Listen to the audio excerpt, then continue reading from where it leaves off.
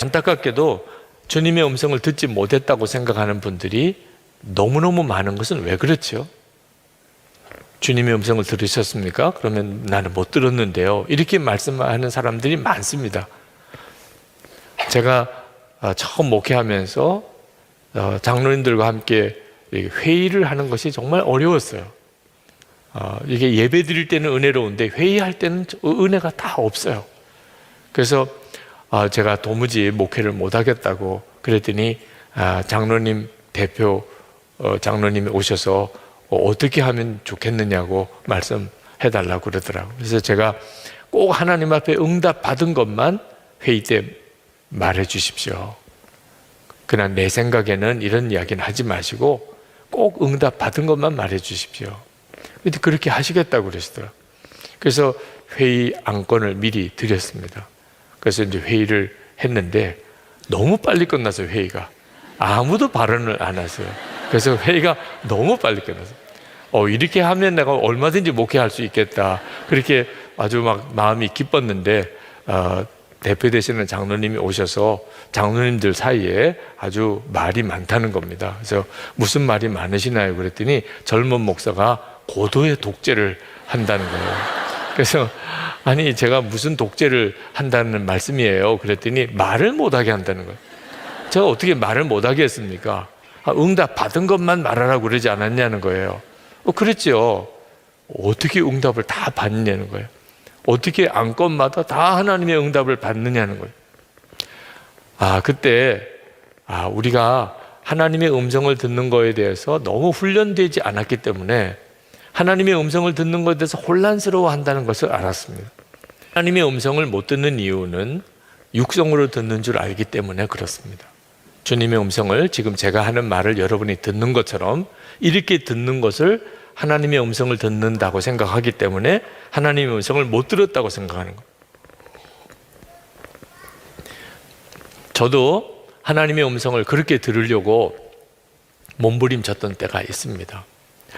제가 목사가 된 것이 진짜 하나님이 불러서 그런 건지 아버지가 하라고 해서 그런 건지 그게 마음에 정말 격렬한 갈등이 되더라고요. 목회가 잘 안 될 때 제가 뭔가 무능하다고 느낄 때 하나님이 나를 부르시지 않아서 성령의 역사가 내게 없구나 그런 갈등도 생겼습니다. 그래서 한 번은 해결해야 되겠다. 하나님 앞에 내가 하나님의 음성을 들으려고 자꾸 하는 것은 그건 좋은 믿음의 태도가 아니다. 이런 말을 나도 들은 적이 있기 때문에 이걸 떳떳하게 하나님께 구하기는 어렵지만 그래도 한 번은 하나님 응답해 주세요. 내가 너를 불렀다. 유기성 목사야 내가 너를 불렀다. 이거 하나만 응답해 주세요. 내가 다시는 들려달라고 안 하겠습니다. 하나님의 확인만 한번 해주시면 저 죽도록 진짜 충성하겠습니다. 하나님이 나를 목사로 부르셨다는 사실을 내가 깨닫고 확신하게 되면 그 다음부터는 어떤 어려움이 와도 흔들리지 않을 것 같아요. 그래서 하나님 앞에 정말 기도원에 올라가서 간절히 기도했습니다. 예배당 안에서 기도하다가 여기서는 응답을 받기가 어려울 것 같아요. 그때 저는 하나님의 음성을 하늘에서부터 굵직한 할아버지 같은 목소리로 유기성 목사야 이렇게 들려주시는 줄 알았어요. 예배당 안에 있으면 이 지붕하고 천장 때문에 소리가 이렇게 안 들릴 수도 있잖아요. 그래서 그 기도원 바위에 올라가서 거기서 이젠 직통이잖아요. 하늘에서 바로 그냥 말씀하실 수 있잖아요. 한 번만 들려주세요. 유기성 목사야 이렇게만 해도 주님이 목사야라고 불렀으니 부르신 거잖아요. 아니면 유목사야라고만 해도 그 중에 나밖에 없으니 주님이 나를 부르셨구나 이렇게 해도 되지 않겠나.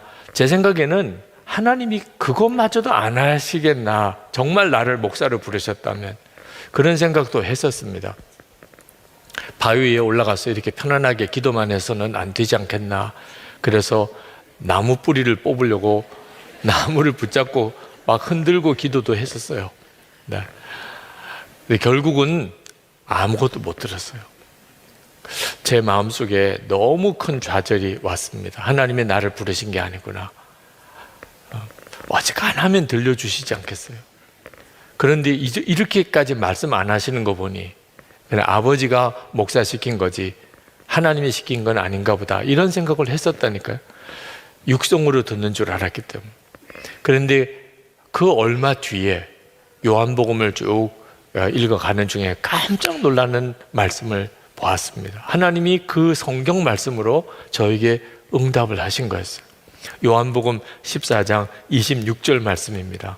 보혜사 곧 아버지께서 내 이름으로 보내실 성령 그가 너에게 모든 것을 가르치시고 내가 너에게 말한 모든 것을 생각나게 하리라.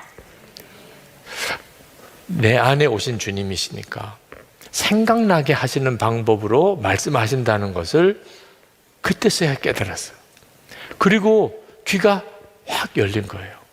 아, 내가 그동안에 주님의 음성을 많이 듣고 있었구나. 늘 주님의 음성을 들으면서 주님이 나를 인도하셨구나. 그걸 깨달았어요. 여러분, 양심의 가책 받아보신 적 있습니까? 또는 은혜 받았다 그런 느낌이 있었던 적이 있습니까? 여러분, 혹시 회개할 마음에 갑자기 생기는 적이 있었습니까? 다 주님의 음성을 들은 거예요. 여러분이 주님의 음성을 어떤 방식으로 듣는지를 예를 든 거예요. 갑자기 회개할 마음이 일어나고 죄가 깨달아진 거죠. 갑자기 은혜가 너무나 은혜롭다. 오늘 정말 너무 은혜로워. 이런 느낌이 온다든지 또는 양심의 찔림을 느낀다든지 이런 표현을 하면 여러분도 다 경험이 있으시죠? 네. 바로 그것이 갑자기 어떤 생각이 떠오르는 방식으로 여러분이 여러분 안에 거하시는 주님의 음성을 들으신 거예요. 여러분 안에 거하시니까 여러분 안에 있는 마음의 기능을 통하여 여러분에게 주님의 뜻을 전달하는 겁니다. 이것을 신학적인 용어로 말하면 조명, 성령의 조명이라 illumination, 성령의 조명이라고까지 표현을 하는데 주께서 나에게 깨닫는 것을 은총을 주셨다는 거죠. 로마서 8장 5절에 보면 육신을 따르는 자는 육신의 일을, 영을 따르는 자는 영의 일을 생각하나니 육신의 생각은 사망이요 영의 생각은 생명과 평안이니라. 그러니까 우리 안에 영의 생각 있습니다. 예수를 믿은 사람에게는. 그러니까 불신자에게는 영의 생각이 없어요. 성령께서 말씀하시는 인도함이 없어요. 다시 말하면 내가 오늘 성령 집회 가야지. 금요일 밤에 교회에서 이런 특별한 집회를 하는데 가야지. 이런 마음의 역사는 내가 구원받고 내 안에 주님이 거하시지 않는 사람에게는 그런 생각이 일어나지 않습니다. 성경을 보고 싶거나 기도를 해야 되겠거나 내가 교회 가서 하나님께 예배를 드리고 이런 마음이 전혀 일어나지 않습니다.